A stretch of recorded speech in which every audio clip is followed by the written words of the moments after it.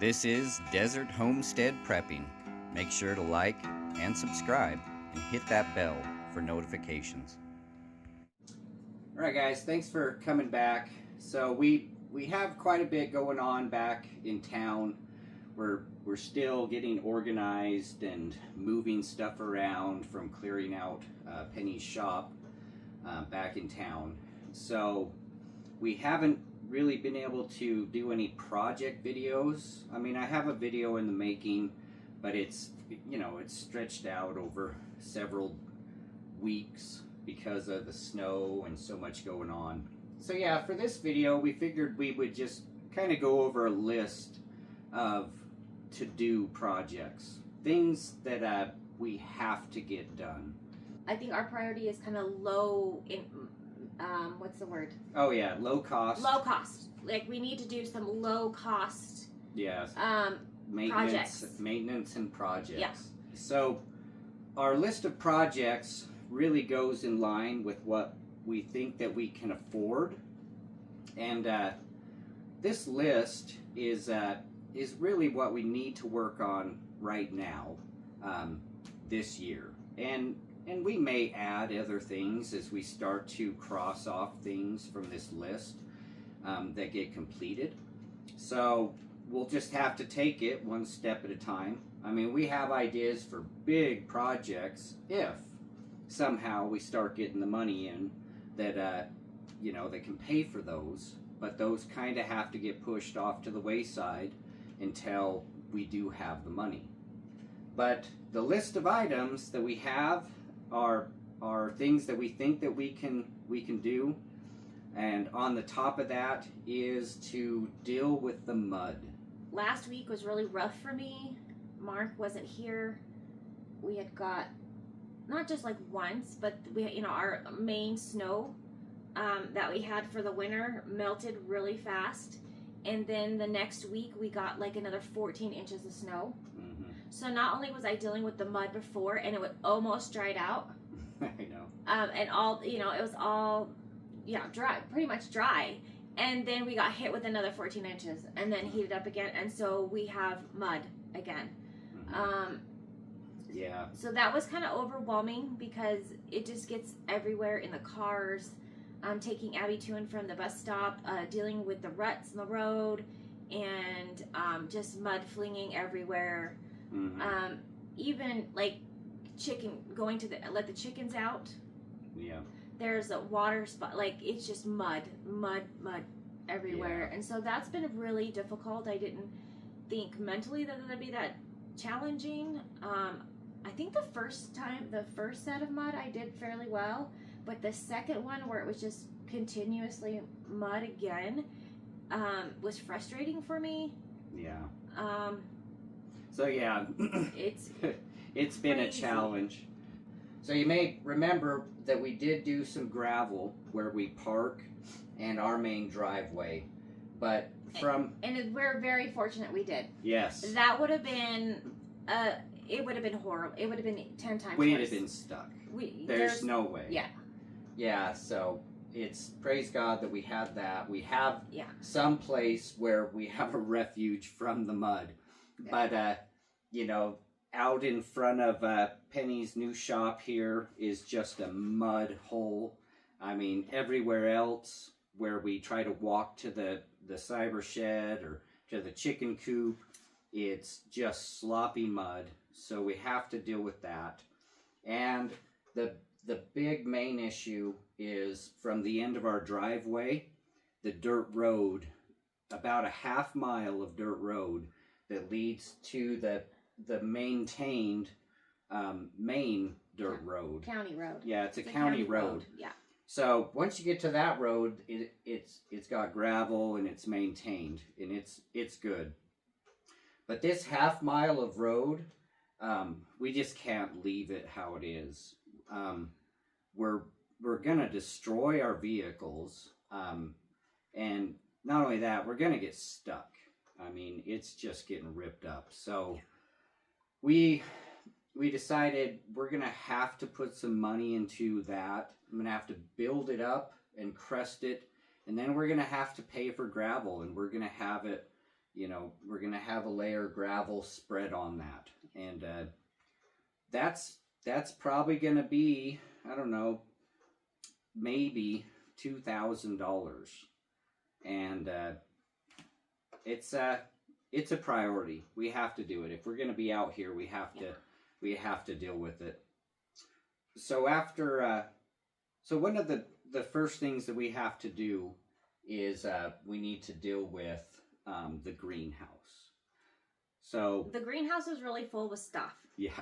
We've used it for storage. Mm-hmm. There's Abby's little baby outdoor kitchen thing in there. There's a stroller. There's just all kinds of stuff that needs.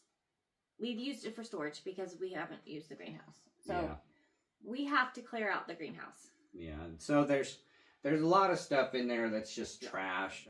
The clearing it out is probably the easy part.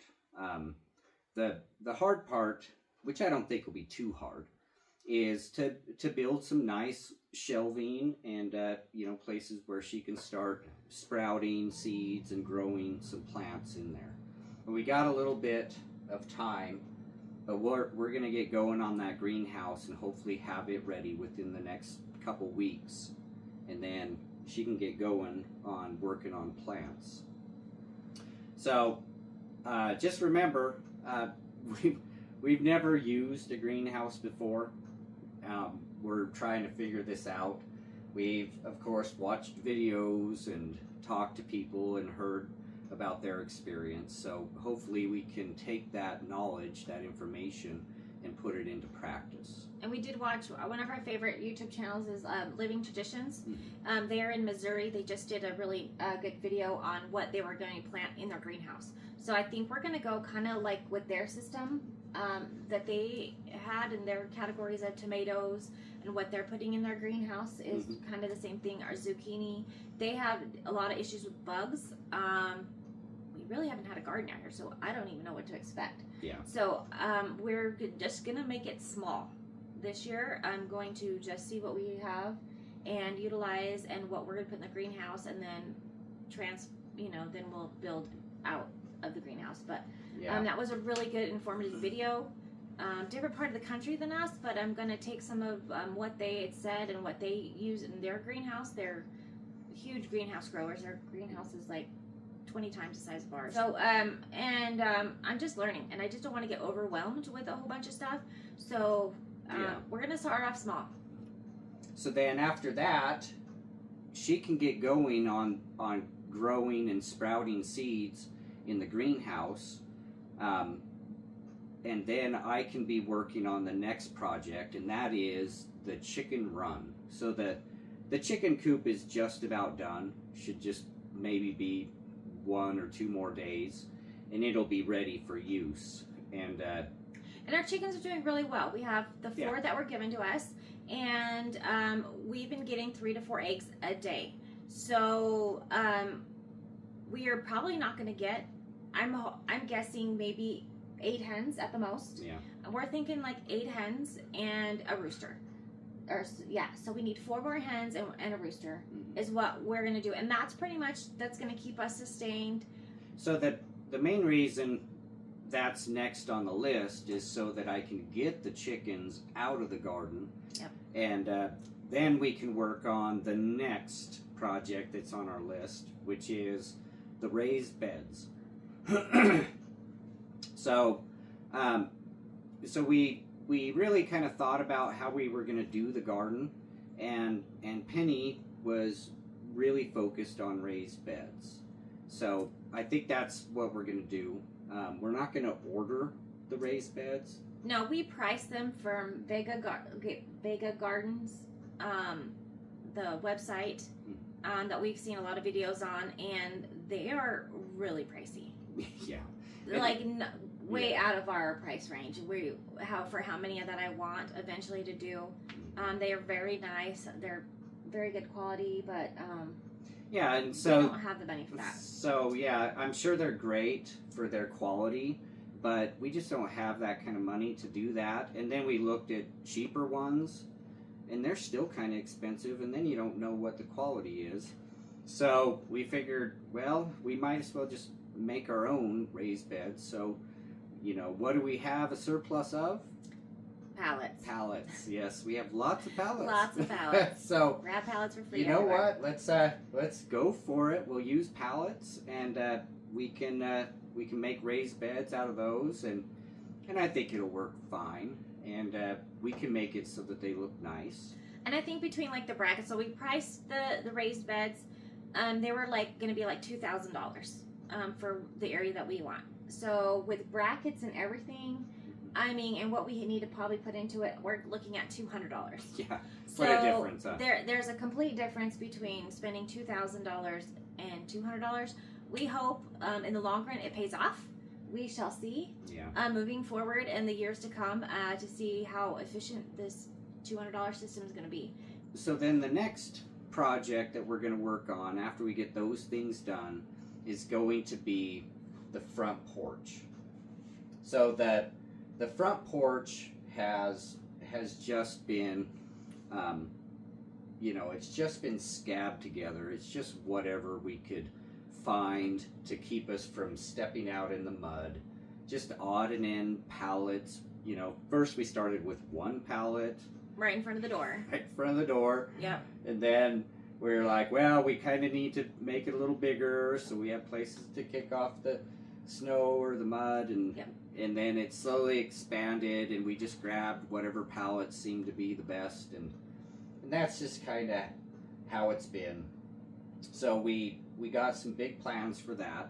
So we're going to have to remove everything from the porch. We're going to put it hopefully all in the yard, get all the pallets, and use the nice pallets we just purchased. We have 20 of them, and we're going to start with the outdoor kitchen, and we're going to build, to this other end. So it flows, and they're all connected, and there's not a diversity of pallets. There's not any holes or spaces. Right now, there's a big, huge hole in space. Yeah. You step down and have to hop over to get into the outdoor kitchen. If you've seen the video, I don't know if it shows on there, but it's just not.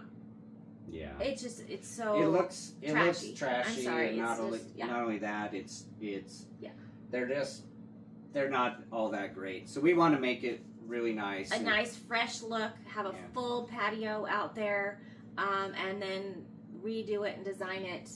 I've got some ideas, so I'm super excited about getting that redone. Yeah. And making that look really nice. So those are some of the main things we have on the list. Now, is it going to take us all year to do this? No. As we get some of these things accomplished, we're still going to try to budget in some other large projects, and we'll have to keep you informed on what some of those things are. We have to deal with fencing and some kind of barn. All of that's super expensive, so we need to kind of hold off on making an obligation to do that this year until we know how much money we have set aside to make that happen. And then, of course, we also do want to expand on our cabin. So I'm pretty excited about that. I've been designing and coming up with something that I want to match the outdoor kitchen right off. I think we haven't decided whether we're going to remove both these doors or just remove one door. So we are going to build from the porch all the way to this end and extend it out probably the same length as the outdoor kitchen, I guess I could say, but the width will be a lot bigger, and we're gonna put it out this wall right here, and I'm super excited. I want a lot of windows so we can see all around. So that'll be really expensive. We do already have windows. Yep. What I don't have and what's not going to be free is lumber. So we're not going to expand a whole bunch, but it's going to be enough to make this. It'll feel like a big difference. I mean, just a 10 by 10 square added onto this, adds like 25% onto this whole 40-foot shipping container. And I'm not saying it's going to be 10 by 10. I think it's going to be a little larger. but we need to have a place to be able to have a washroom, you know, Yeah. a washer and dryer, and kind of a sunroom area, not a sunroom, but an extension to this little living room where we can kind of extend out and have a place to kick your feet out and kick have back company. and- I mean, right now we're on this chair, and then we have like the little foot thing. And so when people come, I don't really have a lot of place. To host anybody that comes over and hey, come sit on the one chair we have. So, it would be nice to have an area where people could come yeah. and sit and have a full couch. Yeah, so those are some of the projects that we have. So remember, we'll have to keep you up to date on future expansion, fencing, and stuff like that, because we have to see what we can arrange for money before we make that happen. But yeah, we Also, just we have a Facebook channel. If you have Facebook, go and like our channel, Desert Homestead Prepping. I post pictures on there. There's pictures of the mud over there, of what it looks like, and I just kind of every day posting. The more following, I don't post a lot right now, but I think the more people go over there, I might post more. Also, I did have a question. So, what you'd like to see as far as me and what I do out here? Would you like to see some meal prep? I see a lot of homestead. They incorporate not only building but cooking, meals. If there's anything else you'd like to see, comment below and tell us kind of what kind of content you want. And we're trying to figure all this out. I'm really busy trying to get ready for a craft show right now, so I'm trying to make sure that I have enough supply. Enough product for a week-long craft show. Yeah. So very busy. So yeah, if you have some questions or any comments or something like that, of course we always answer every comment and question that's in the comment section for YouTube. But also, jump on Facebook, follow us on Facebook. You can see some of the other details of what's going on here, and you can send us messages that way, and we'll respond. I'm more with the Facebook channel, the Facebook platform. I do the Facebook platform, so that'd be more like geared towards me, comments toward me. I don't really get on YouTube a lot unless he'll tell me, hey, so and so asked you a question, go in there and answer it. So I'm not really. Yeah. So that's why you'll notice on YouTube it's mostly me filming me, which is kind of boring for some of you guys, but she's just not the kind of person who's going to film herself doing projects and stuff like that. She's doing things, but it's if I don't barge in and say, hey, I'm going to record what you're doing, it ain't going to end up on video. So that's just kind of how it goes. So if you want to have more interaction with Penny, you should jump on the Facebook side and get involved there. So yeah, thanks for tuning in, watching. Share a video if you can. We're trying to expand, hopefully get more viewers this way. So if you have any comments or questions, leave them down below. Yeah. So we appreciate you guys. Thank you. We definitely appreciate all your support and following along with us, and we'll continue to try to upload more content. Hopefully we can make some good progress this year and really get this place established. And thanks for joining us and coming along on this crazy adventure and to see what we can actually get done this summer. It's going to be exciting. Yes. Yeah. Very exciting. Yep. All right, guys. So we wish you the best. Take care.